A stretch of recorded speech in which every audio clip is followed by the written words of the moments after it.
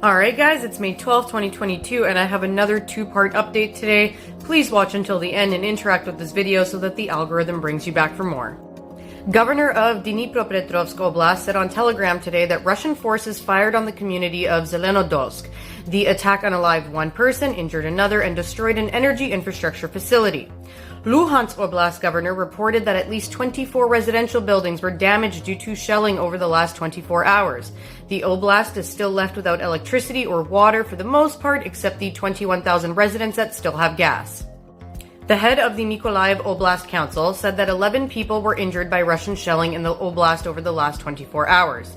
Sumy Oblast governor said that Russian forces fired heavy artillery 20 times at the village of Novi Virki, and one person was unalived as a result of the attack. Russian forces fired several missiles today at educational facilities in Novrokhod-Sirveski, a town in Chernihiv Oblast. As a result of the attack, 3 people were unalived, 19 people were injured, and multiple buildings were damaged. Ukraine had to halt evacuation from Sievierodonetsk and Luhansk Oblast today due to Russian shelling.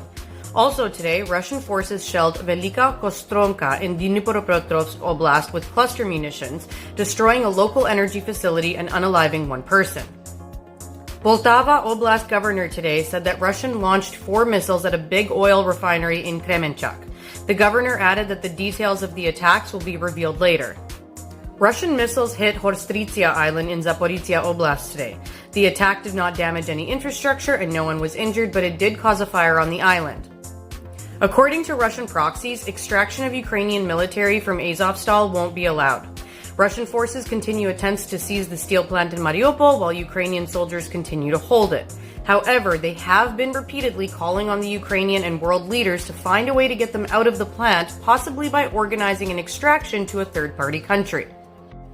Dmitry Medvedev, deputy chairman of Russia's Security Council, said that NATO sending weapons and training Ukrainians increases the likelihood of a direct and open conflict between NATO and Russia. He then added that such conflict can turn into a full-blown nuclear war. Well, it didn't take long for Russia to threaten using nuclear weapons again.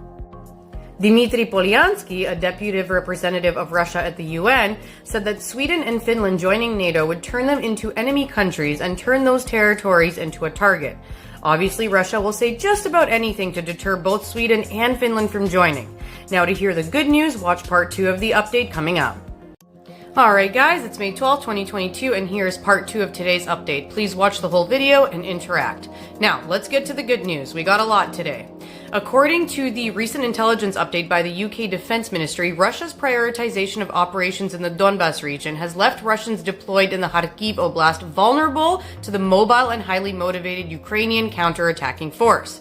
Therefore, despite Russia's success in encircling Kharkiv in the initial stages of the war, it has reportedly withdrawn units from the oblast.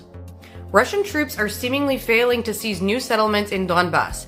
They tried to seize the village of Oleksandrivka in Donetsk Oblast and the village of Voyevodivka in Luhansk Oblast, but all of these attempts have been unsuccessful.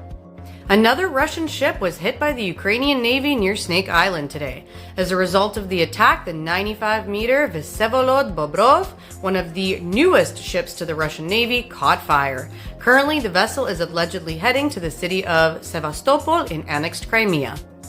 Ukrainian troops defeated the Russians again as they set up a floating bridge across the Sirveski Donets River in the village of Bilohorivka in Luhansk Oblast. Russian troops were also destroyed in the same village yesterday. Overall today, Ukraine's armed forces fighting in the east reported 180 Russian soldiers were unalived and 6 attacks were repelled.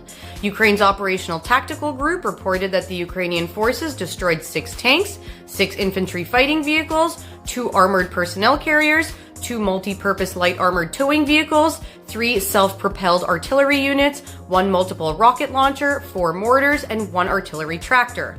Now that's it for this update. Until next time, Slava Ukraini!